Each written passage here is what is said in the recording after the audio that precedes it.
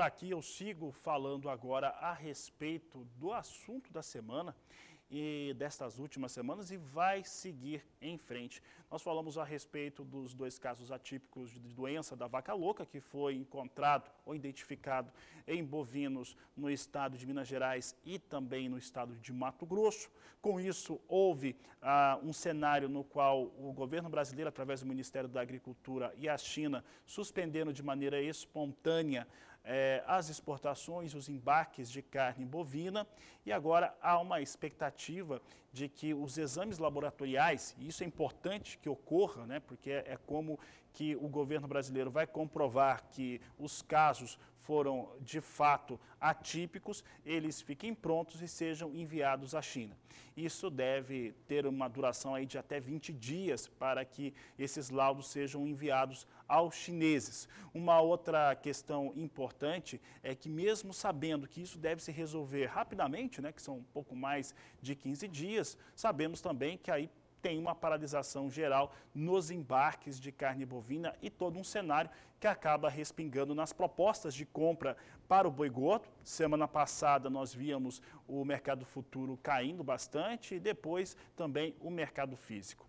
Para falar a respeito de todo esse cenário, que é bastante complexo, né, bastante complicado também, principalmente sobre esse aspecto de oferta e demanda, eu converso agora com Alcides Torres, ele que é o titular da Scott Consultoria e conversa conosco sobre essas questões. Alcides, obrigado pela sua participação mais uma vez aqui no Agricultura BR, no canal do Boi, e nós temos ali esse cenário desenhado, os dois casos atípicos de mal da vaca louca. Já aconteceu antes no Brasil, e eu quero perguntar para você o seguinte: qual que é a sua expectativa em relação ao país, à cadeia produtiva da carne bovina, sair dessa crise, uma certa crise causada por essa identificação atípica? Boa tarde, seja bem-vindo. Boa tarde, Fabiano. Bom, você já fez um resumão aí do que aconteceu, né? Então já está bem explicado. Ô Fabiano, o Brasil tomou todas as atitudes corretas diante da suspeita, né, depois confirmada da BSE. Agora só nos resta esperar uma decisão dos chineses, né? Em 2019, quando foi a última vez que isso aconteceu, praticamente em 2 semanas a situação tinha voltado ao normal, né?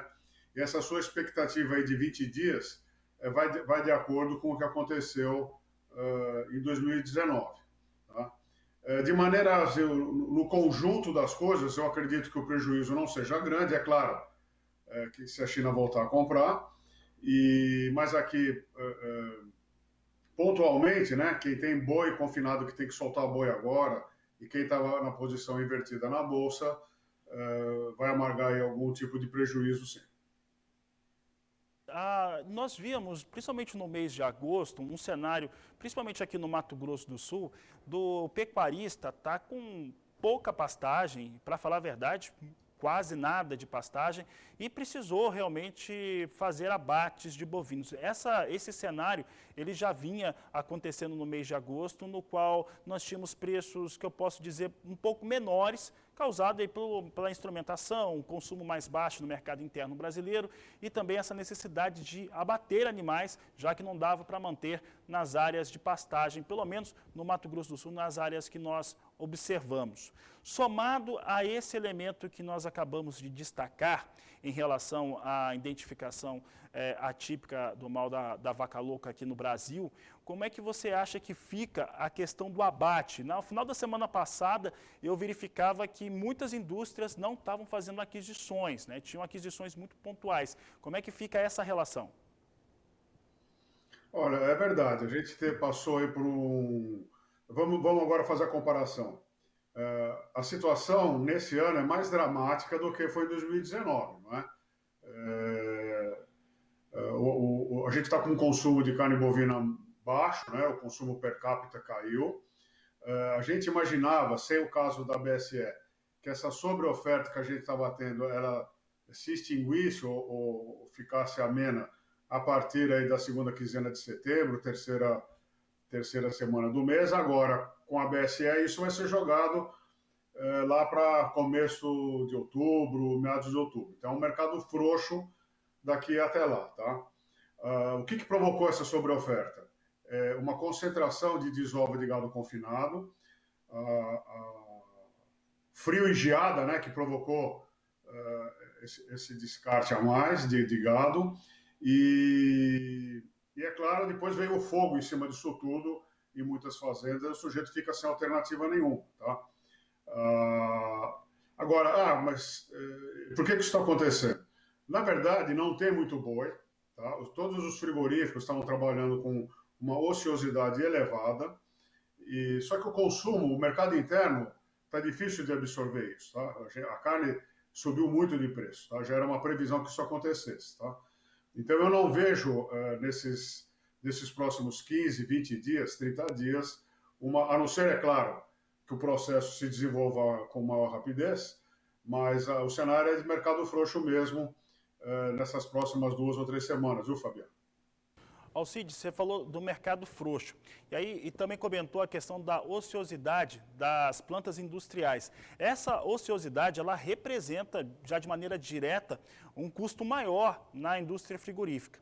O custo do pecuarista ele já vem elevado por N motivos que a gente fala repetidamente aqui no Agricultura BR, no canal do Boi, mas são 2 elos da cadeia produtiva que estão com esses custos muito altos. E chega no momento agora que você tem essa pressão. Como é que você acredita que deve se acomodar o mercado nestas próximas 2, 3 semanas em relação ao fato que ocorreu agora, que foi confirmado nesta última semana?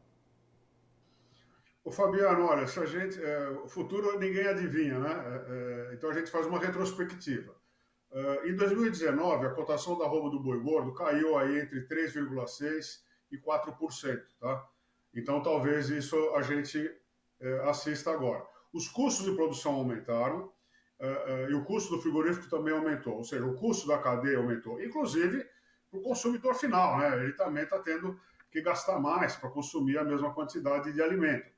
Nós estamos num processo inflacionário, tá? Agora, é bom que se diga também que nós batemos um recorde de exportação em agosto, a cotação da carne exportada subiu, né? A gente vinha num cenário positivo com a exportação, não tão positivo para o mercado interno, mas o mercado interno é importante porque ele absorve 70% da produção nacional, tá? Então, vamos dizer assim, não houvesse essa suspensão de exportação, a gente teria aí momentos difíceis por 15 dias, 20 dias, tá? Agora a gente pode ter isso por esse dobro de tempo. Mas a exportação foi suspensa para a China e não para os demais países que a gente exporta. Se bem que a China hoje, somando China e Hong Kong, responde por mais de 60% do nosso mercado externo. Alcides, quando você fala aí cerca de 60%, talvez um pouco mais que isso, a gente pode dizer que teria aí cerca de 70 até 80, 85 mil toneladas que seguiriam para a China. Eu vi que algumas indústrias, como o frigorífico Minerva, que deve transferir momentaneamente parte da demanda para plantas localizadas em países vizinhos. Então, isso localmente para essa empresa, eles acabam resolvendo parte dessa questão. Essa carne que deveria seguir para a China e que já está contratada e provavelmente pronta para sair do país, como é que fica? Olha, aí vai depender de cada estratégia de cada frigorífico, né? De qualquer forma, apesar do anúncio oficial ter acontecido no sábado, né, dia 4, a exportação já estava, como você mesmo disse, voluntariamente suspensa. Porque esse é o protocolo que a gente tem com os chineses, tá? Isso foi uma atitude saudável do ponto de vista comercial e saudável do ponto de vista sanitário, né?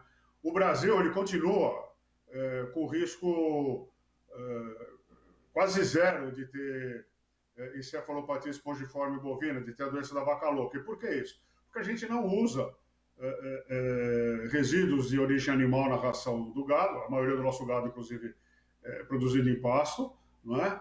E o gado que a gente exporta para a China também, que é uma das poucas exigências dos chineses, é que o gado tenha aí até 30 meses de idade. Ou seja, impossível dele ter, se bem que em biologia não pode falar impossível, nem risco zero, né?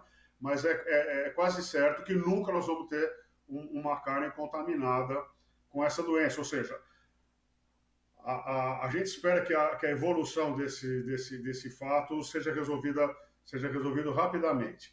E nós vamos ter sempre esses casos de BSE, porque no Brasil são animais, alguns fazendeiros, tem gente que ainda tem boi carreiro, né? E esses bois mais velhos, eles acabam desenvolvendo essa doença que advém da própria senescência do bovino e não porque ele foi contaminado exogenamente, digamos assim, tá? Não sei se eu respondi a sua pergunta, mas é isso. Maravilha. Eu vou aproveitar, Alcides, e cumprimentar também alguns telespectadores que estão mandando um alô para você, agradecendo aqui a entrevista, o Valdir Soares, também o Venâncio Cerosi, mandando aqui uns cumprimentos, o Eduardo Oliveira e também o Fernando Betoni. E o Fernando Betoni aqui, ele é consumidor, ou pelo menos estava aqui focando na questão de consumo interno no Brasil. E ele pergunta aqui pelas nossas mídias sociais se você acredita que essa situação criada pode trazer o preço da carne bovina e puxar também as outras carnes para um preço mais baixo no mercado interno brasileiro. Olha, se isso acontecer, vai ser casos pontuais, tá? Em função nós estamos no ciclo de alta de preço. E a gente está no ciclo de alta de preço porque a quantidade de bovinos oferecidos para abate, para produção de carne, diminuiu, tá? E essa situação só deve se regularizar a partir lá de 2023, tá? Então, independente da BSE, desse caso aí de exportação, a tendência era de alta, tá? Então, podemos sim ter alguma desova pontual, assim, mas logo, logo o mercado se ajusta, os abates são ajustados à demanda e tudo volta à normalidade. Eu não acredito em grandes quedas no preço da carne bovina, não. Alcides Torres, obrigado pela sua participação aqui no Agricultura BR, no canal do Boi. Um grande abraço a você e a toda a equipe da Scott. Obrigado, Fabiano. Bom trabalho, sempre trazendo boas notícias para os leitores. Saúde e sucesso. Para você também, um grande abraço ao Alcides Torres e a toda a equipe.